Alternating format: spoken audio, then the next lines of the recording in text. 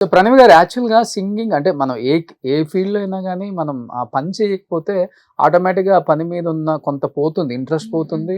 And especially సింగర్స్‌కి voice కూడా పోతుంది. ఆ! రెగ్యులర్ ప్రాక్టీస్ ఉండదు. ఇంక హ్మ్. Family life. ఇంగ ఎంతసేపున్నా గాని అదిగో ఆ కూర, ఈ తాలింపు, క్యారేజ్ ఆ! పెట్టు, స్కూలుకి ఇదే ఆ! ఉంటుంది.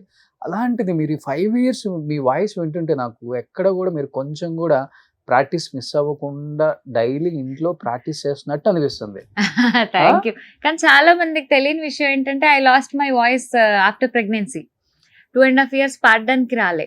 కదా బుజ్జి? ఎందుకు?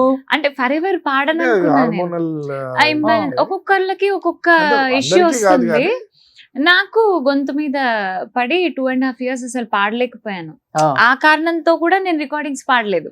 Okay. Because I couldn't sing. What will I Singh?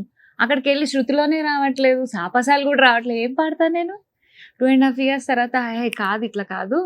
మనం సినిమాల్లో పాడామా పాడలేదా? ఇంకో చోట పాడామా పాడలేదా? అవన్నీ పక్కన పెడితే కూతురు కనీసం పడుకునేటప్పుడు జోలపాటన్నా పాడుకోవాలి కదా! వేస్ట్ బతుకు అనుకుని నేను 3½ ఏళ్ళు చాలా కష్టపడ్డానండి. ఓకే. చాలా కష్టపడి ప్రాక్టీస్ చేశాను.